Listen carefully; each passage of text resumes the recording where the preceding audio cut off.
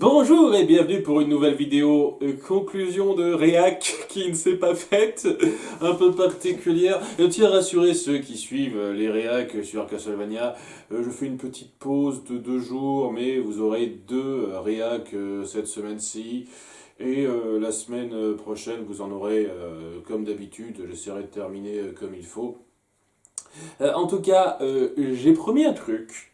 Lorsque je me suis attaqué, j'ai commencé à m'attaquer à la série Les désastreuses aventures des orphelins Baudelaire, après l'avoir, après l'avoir répudié, en un sens, en termes de critique, enfin de réaction en détail à faire, c'est que j'allais quand même lui laisser sa chance à cette série et que je m'y pencherai très certainement en détail moi-même. Je verrai un petit peu jusqu'où ça va moi-même pour me faire ma propre idée. Et maintenant que c'est fait, que j'ai regardé les 3 saisons en entier, que j'ai la conclusion de la série en tête et que donc voilà, je sais où va toute l'histoire, je peux vous partager un avis global poussé où on peut pas juste m'accuser d'avoir juste vu le début et de m'être fait une idée rapide comme ça. Non, j'ai tout suivi. Les épisodes 1 à 1 et leur formule très typé globalement. Ça change un petit peu dans le déroulé, mais ça suit très souvent la même structure. C'est-à-dire nos 3 orphelins qui tombent dans un endroit peuplé majoritairement d'ahuris et de connards, ou les deux, hein, ça représente à peu près 98% de la population, ça, les abrutis et les connards, et qui doivent s'en sortir alors qu'Olaf se pointe avec un nouveau déguisement pour les emmerder, avec des plans qui sont pas tout à fait carrés du tout, puisque c'est pas logique, plus ça avance, comment ils espèrent avoir la main sur leur fortune, parce qu'au bout du compte, juste les avoir en guise d'otage, c'est pas juste suffisant, ça mais bon. Et ils s'en sortent avec pas mal de pots cassés pour vivre un autre jour, une autre aventure, blablabla. En gros, avec quelques petites nouveautés, quelques petits changements qui surviennent de temps en temps, je dis pas une seule seconde que ça stagne, mais ça suit une formule quand même un petit peu typée. Et euh, le truc avec ça, c'est que ça a un peu clarifié, confirmé les craintes que j'avais, et aussi illustrer davantage la force du cadre que ça mettait en place, ce qui m'a donné envie d'aller jusqu'au bout. Parce que je tiens à préciser un truc, je ne me suis pas forcé à voir cette série jusqu'au bout, juste pour le plaisir de pouvoir dire «Ah ben c'était nul comme je l'ai dit», parce que d'une part je n'ai pas dit que c'était nul, j'ai juste dit que c'était un ton qui commençait à me saouler à en parler en réac. Si c'est clair et net, que ça m'aurait fait chier d'en parler en détail à chaque épisode, je vous le cache pas. Mais il y avait quand même beaucoup de choses prometteuses là-dedans, et on sent, je veux le dire clairement, hein, que ce soit bien évident entre nous, qu'il y a une passion derrière et une personnalité très propre à cet univers qui est bien retransmise, que ce soit dans l'atmosphère, l'humour et le jeu. Il y a un talent indéniable qui a été mis là-dedans, autour d'une histoire qui est vraiment très spéciale. Vraiment, le récit des désastreuses aventures des orphelins Baudelaire est très spécial dans son déroulé, dans sa façon de s'agencer. Ce qui rend cette série assez unique. Le bouquin, j'imagine, au départ, assez unique, et on a su, j'imagine, bien retranscrire ça. Une fois de plus, je n'ai pas lu le bouquin, hein, je le précise. D'après ce que j'ai compris, c'est plutôt fidèle jusqu'à la fin où on part sur une conclusion assez différente, là où c'était beaucoup plus ouvert à la fin du bouquin, de ce que j'ai lu en commentaire, et je dis ok. Et ouais, je tiens, avant d'appuyer la critique principale que j'ai formulée qui se maintient, ça n'a pas bougé hein, en tous les épisodes que j'ai regardés depuis l'épisode 2, je tiens vraiment à préciser à quel point je ressens le talent et la passion derrière ça. Et c'est ça qui m'a permis d'aller jusqu'au bout, d'apprécier globalement ces acteurs qui se donnent à fond, cette mise en scène, cette atmosphère, cette attache qu'on essaye de nous faire avoir envers ces pauvres orphelins et tout ce qu'ils subissent, et ça marche la moitié du temps, mais la moitié du temps c'est bien, et cette moitié du temps, elle suffit à rendre ça relativement prenant à suivre. C'est une œuvre très unique en son genre, ce qui fait qu'elle est très marquante, et elle a beaucoup d'éléments réussis.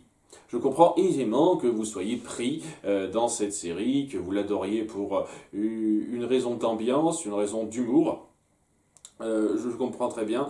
Je comprendrai beaucoup moins que vous adoriez cette série pour son récit et comment il est amené, parce que là, ce serait un peu du foutage de gueule pour moi, mais dans la mise en place, dans l'ambiance que ça met en place, c'est... Je vais pas trop moins péter là-dessus, mais voilà.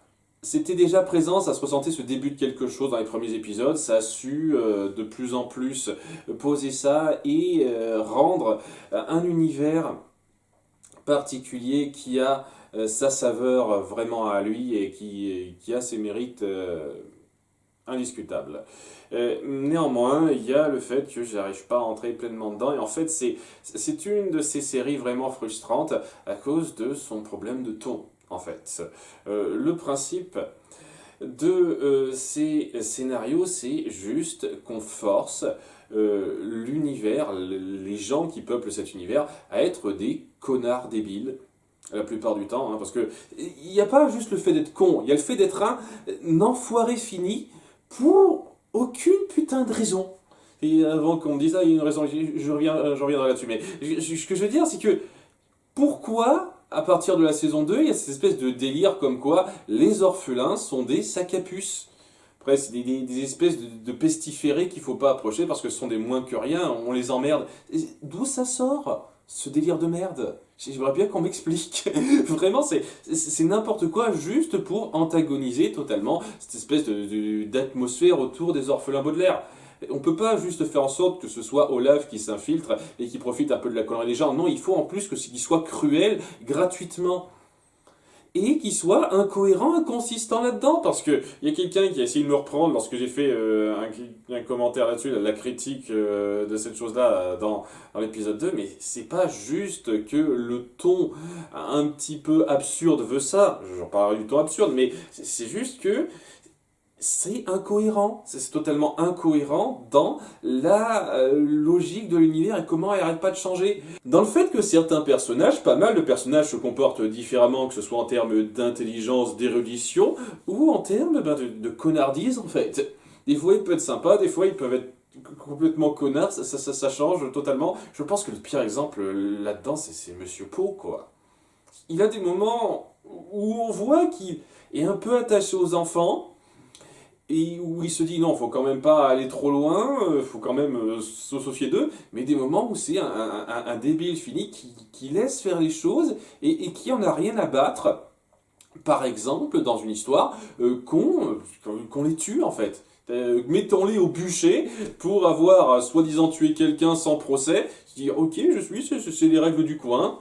C'est des règles de quel coin au passage et s'ils sont liés sur aucune règle de l'État, quoi, s'ils ont formé leur petite communauté et donc c'est leurs propres règles, on s'en fout. C'est légal ça, on peut tuer des gens comme ça, Mais il laisse faire ça, il se dit ok, très bien, et le cas suivant, il se dit non, on va pas être trop méchant avec eux, hein, on va pas faire en sorte qu'ils soient tués, je ne comprends pas.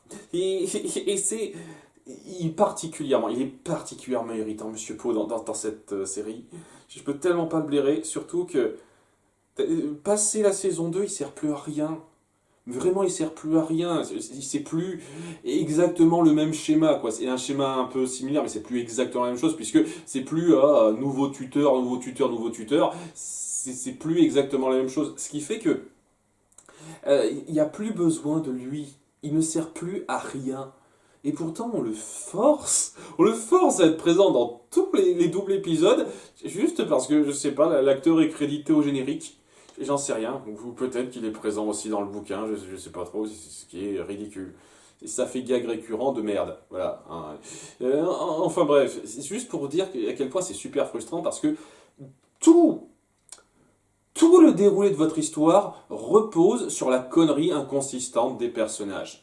La connerie et la connardise inconsistante des personnages, mais surtout la connerie. Hein. Gardons quand même en tête que c'est la connerie qui gère ça. Et je pourrais vraiment accuser tout le monde d'être con à un certain degré. Même ceux qui sont considérés comme les plus intellectuels, genre le professeur Monty ou un certain Snicket, qui a un rôle important dans la saison 2, sont censés être expérimentés et intelligents, et pourtant ils se font avoir connement, totalement connement. Et je parle même pas des mises en scène aussi, où on sent tellement que vous forcez les choses forcer les choses à aller dans cette espèce de sens tragico, truc muche pour que on ressente cette espèce de désespoir constant des enfants qui ne peuvent pas se poser nulle part.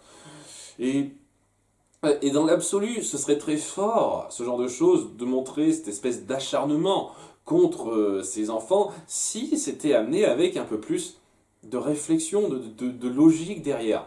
Mais tout vient comme un cheveu sur la soupe, énormément de mises en scène sont forcées, amenées stupidement, et j'arrive pas à être totalement pris dans le récit à cause de ça. Et tout ça à cause d'un humour absurde totalement assumé, mais qui se marie pas bien avec l'histoire un peu sérieuse que vous voulez raconter. C'est toujours la même chose, hein. Si vous voulez faire des tonnes de conneries qui n'ont aucun sens juste pour faire rire, et en même temps vous voulez raconter une histoire un petit peu filée et importante, je suis désolé, ça se mélange pas pour moi. Ça se mélangera jamais, hein. C'est de la merde pour moi, cette approche-là. Et les deux se désagrègent presque, s'amoindrissent. Parce que l'humour absurde, il aurait pu être drôle déjà si on n'insistait pas à certains moments sur certains gags qui auraient mérité d'être plus courts. Je pense sincèrement que certains épisodes auraient pu gagner en force en allant plus vite sur certains détails. Mais aussi le fait que, étant donné qu'on associe cet humour absurde à quelque chose de grave et sérieux, et de temps en temps il vous touche pas autant, il vous fait pas particulièrement rire. Et à côté de ça, oui, tout ce qui se passe sérieusement, quand on voit comment on amène ça, quand on voit les dialogues, les comportements qui amènent ça, qui sont ridicules et pas du tout réalistes, pas crédibles en soi, c'est clairement votre mise en place qui force ça, et tu t'es pas autant pris dans le récit que ça. C'est ça le truc en fait, si vous vouliez faire à fond dans l'absurde, je pense que il fallait pas partir sur quelque chose d'aussi grave et sérieux en termes de récit. Se dire ce destin de ces pauvres orphelins qui doivent s'en tirer en dépit des sales crasses qui leur tombent régulièrement dessus. Il aurait fallu trouver quelque chose de plus léger que ça, enfin, où on assumerait totalement qu'en fait ça n'a rien de sérieux. Mais c'est clairement pas le cas. Il y a plusieurs moments où on appuie que c'est sérieux. Et c'est ça qui est frustrant. Voilà, mais comme d'habitude, c'est un truc que j'ai répété ad nauseam, c'est pour ça que j'ai pas non plus envie de m'y pencher des plombes, et je le dis clairement, mais j'aurais pu. Je déteste dire ce genre de choses, je j'aime pas quand quelqu'un dit ça en fait, quand quelqu'un dit je pourrais te contredire sur tout ce que tu dis, sur tes arguments, et c'est pas le point, si, c'est le point. Tu veux me contredire, tu veux faire un contre-argument sur quelque chose en disant je pourrais faire ci, fais-le, merde. Sérieusement, dis pas je pourrais. Il y a quelqu'un qui me dit en commentaire je pourrais contredire tous tes arguments et qui le dit pas, ou alors qui dit un exemple et puis merde, tu m'as rien prouvé, tu m'as juste dit un exemple. T'as rien prouvé, connard, hein, mais bon. Donc voilà, prenez ce je pourrais faire comme une impression personnelle plus que comme une espèce d'argumentation carrée, cadrée, qu'on soit bien d'accord. Hein. C'est une impression personnelle. Je pense sincèrement que j'aurais pu démonter la logique scénaristique de tous les épisodes et démontrer à quel point ça se pète la gueule dans ce que ça veut faire passer en termes de récits sérieux et graves. À cause de ce ton, de cette façon d'amener vos événements qui, en toute sincérité, est grotesque. Grotesque à plusieurs moments. Et c'est le truc qui me gêne, qui m'a empêché d'entrer totalement là-dedans, en dépit du fait que j'y ai décelé, vraiment, comme je l'ai dit, de très bonnes idées, des développements qui, sur le papier, sont très bons, des moments de personnages, des moments de jeu d'acteurs vraiment impactants. C'est vraiment dommage qu'on n'attache pas ça à une histoire mieux écrite, mieux filée, mieux travaillée. Parce que je suis désolé, mais cette histoire n'est pas travaillée. C'est l'excuse de l'humour absurde pour amener un peu n'importe comment vos événements. Des événements qui surviennent par l'absurde et qui essayent de justifier leur facilité comme ça, je suis désolé, je peux pas appeler ça de la grande écriture. Hein. Pas pour moi, hein, et ça s'en est pas, vraiment pas. Et c'est la chose qui m'irrite le plus là-dedans. Et ouais, vous aurez beau me balancer, hein, mais c'est pour lancer des messages. Je vois les deux thèmes principaux hein, que les gens viendront dire en commentaire, comme quoi j'ai pas compris, si j'ai compris. Allez vous faire foutre, j'ai parfaitement compris ce que ça voulait faire passer. Hein. Ou alors peut-être qu'il y a un truc encore plus complexe que ça, mais je vois pas ce que vous pourriez me balancer en commentaire, ce qui justifiera cette espèce de grossièreté d'écriture. Vraiment pas. Donc ouais, les deux thèmes principaux que j'ai pointés, qui sont pas mauvais en soi, mais qui sont beaucoup trop grossièrement illustrés, je le dis clairement, c'est d'une part le thème de l'enfance qu'on ne veut pas écouter. Les adultes qui, dans leur monde, se croient supérieurs et n'accordent aucune importance à la parole des plus jeunes qu'eux, même s'ils sont beaucoup plus sages, quelles que soient les circonstances. Étant donné que vous fourrez des circonstances complètement grossières et forcées où les adultes qui essayent de se faire entendre ne devraient clairement pas être crédibles aux yeux de n'importe qui de sensé, ça n'a aucun sens pour moi, mais c'est clairement un message que vous voulez faire passer, donc vous voyez, je l'ai ressenti, c'était bien. Et le second thème qui est intéressant là aussi, mais qui est grossièrement illustré, c'est le fait que on essaye d'appuyer que c'est l'inculture qui amène au tard principal de la société, c'est-à-dire que les gens incultes sont beaucoup plus susceptibles de devenir stupides et de devenir méchants en fait. On appuie assez régulièrement, par exemple, qu'Olaf, donc le grand méchant de l'histoire, et pas quelqu'un de très cultivé, de très lettré. On appuie que la plupart des idiots et des connards qui arrangent ces affaires au fur et à mesure des pérégrinations de nos héros sont eux aussi assez illettrés et incultes. Et les personnes, les rares personnes à les aider et à comprendre un petit peu ce qui se passe, ce sont des gens qui ont fait des études, des gens qui ont une culture. On essaye d'appuyer de façon très claire que la grandeur d'esprit se fait en se cultivant. Et oui, je suis pas totalement d'accord. Je trouve qu'être inculte ne vous rend pas automatiquement connard. Ça vous rend souvent idiot au sens global du terme, mais pas tout le temps déjà. Mais aussi, ça vous rend pas automatiquement méchant. En tout cas, clairement pas au stade où on le montre dans cette histoire. Donc, mais je comprends que oui, être un culte, ne pas s'ouvrir à la culture, c'est un frein. C'est un frein pour la grandeur, la bonté d'esprit, c'est vrai. Oui, c'est bien comme thème. Le truc, c'est que c'est vraiment grossier.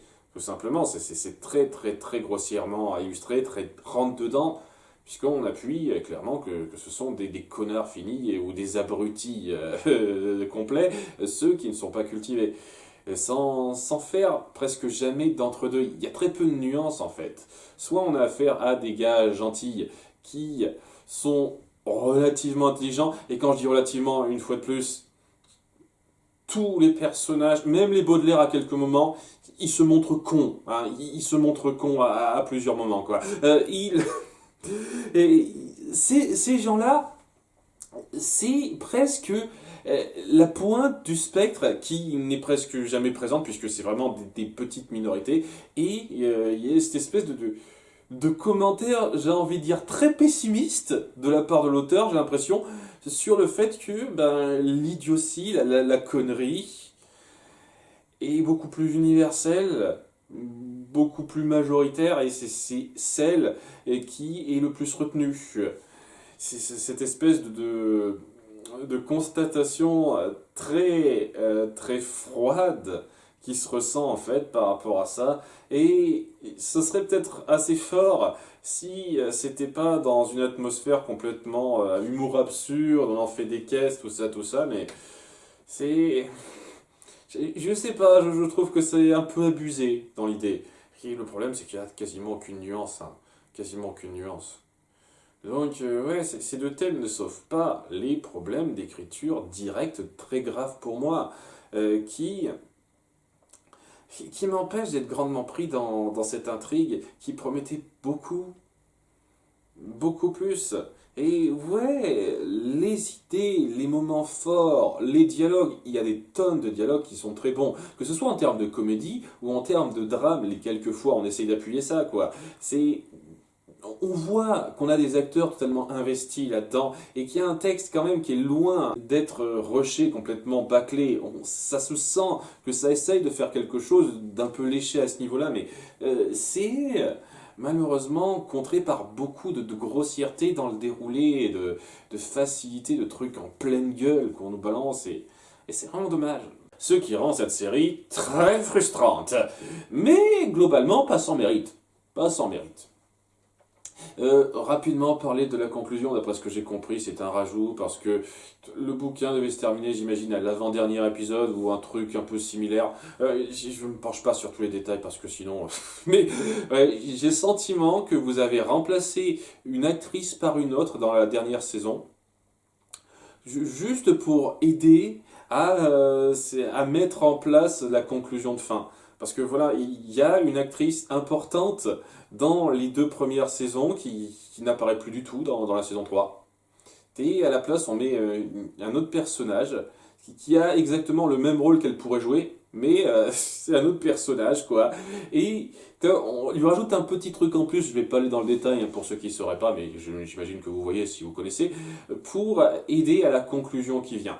Et donc, cette conclusion, ça se sent un tout petit peu que c'est un peu rushé sur la fin et que ça aurait mérité d'être un peu mieux amené. Mais déjà, les grossièretés, les trucs comme par hasardesque, que je ne vais pas non plus trop rigoler dessus, on a eu droit à ça durant toute la série. C'était pas vraiment pas cet épisode final qui vient sauter le requin à cet égard-là.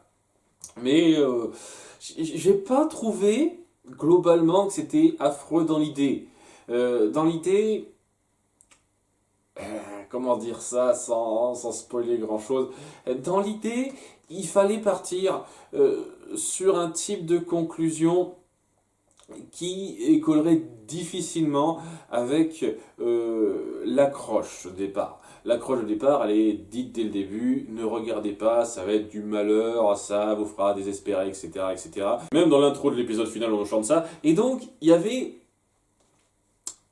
pas des masses de façon de coller à ça en donnant quelque chose de vraiment conclusif. Soit il fallait vraiment partir sur le sombre, faire une conclusion où tout va mal en fait, où les méchants gagnent, etc. Et donc les gentils sont un petit peu dans le désespoir total jusqu'au bout, ou il fallait partir sur, donc j'imagine ce que le bouquin fait, c'est-à-dire une sorte d'ouverture où rien ne se résout vraiment. Et je le dis clairement, ça m'aurait gavé. Ça m'aurait gavé que ça se termine là-dessus parce que ça veut juste dire que vous en avez rien à foutre du dénouement de votre histoire en fait.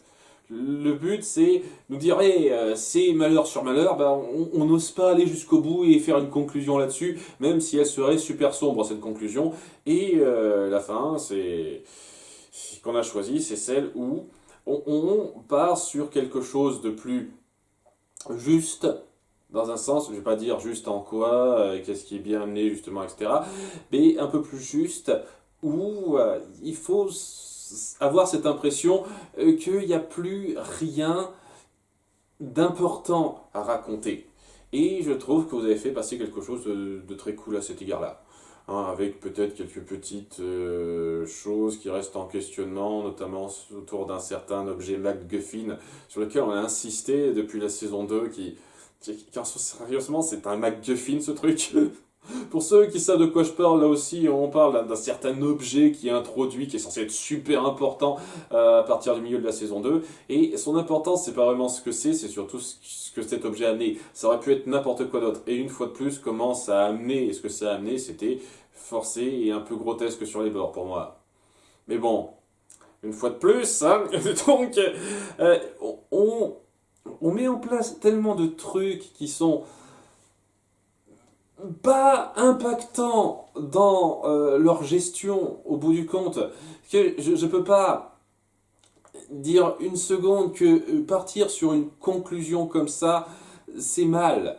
Même si ça va peut-être être en inadéquation avec le ton qu'on a mis en place, l'accroche qu'on nous a donné dès le départ, mais sincèrement, je trouve que c'était peut-être le plus satisfaisant à faire avec ce qu'on a instauré et en essayant quand même de rester à peu près raccord avec la présentation autour notamment du narrateur Lemony Snicket. C'était suffisamment intéressant pour pas avoir l'impression d'être bousé. Par rapport à la norme de la série, hein, je le précise quand même. Mais bon, ça reste une œuvre unique en son genre. Et je comprends rien qu'à cause de ça, on la considère comme une grande série. Personnellement, je leur dis, je pense que le film est plus efficace dans sa narration parce que d'une part, ça ne perd pas de temps pour s'appesantir sur des blagues et insister trop sur l'absurde de son déroulé, ce qui est bien. Et aussi parce que on a plus l'impression, je me suis revu le film un petit peu en filigrane après avoir vu la fin de la série, on a vraiment l'impression qu'on essaye de raconter quelque chose de plus carré dans le ton. Oui, il reste des moments un peu absurdes, où on en fait un peu des caisses, mais pas au point où ça gâche régulièrement le sérieux de l'histoire qu'on veut raconter. Je trouve que l'équilibre était largement mieux trouvé dans le film, et c'est peut-être parce que ça a pris plus de liberté par rapport au bouquin, peut-être par obligation, puisqu'il y avait beaucoup moins de temps alloué pour ça. Et aussi, oui, ça partait sur une fin un peu ouverte, puisque ça racontait vraiment que, quoi, un tiers, un quart de ce qu'il y a dans les livres, quand on y pense, quand on s'y penche. Mais bon, c'était, pour ma part, beaucoup plus satisfaisant en termes de récit ficelé. C'est clair et net. Et au passage, oui, Monsieur Poe est 1000 fois plus supportable dans ce film que dans la série. Bien, je vais pas trop faire durer cette vidéo, c'était juste pour vous faire part de mes impressions un peu résumées de toute la série globalement. Je ne l'ai pas détesté, je trouve qu'il y a suffisamment de bons points et de points vraiment très particuliers, très uniques, qui haussent cette œuvre à un niveau quand même très louable. Ça aurait mérité d'être mieux géré pour moi, mais je regrette pas. Je regrette pas d'avoir suivi au bout du compte. Je vous remercie d'avoir suivi. À bientôt pour de futures vidéos. Bye!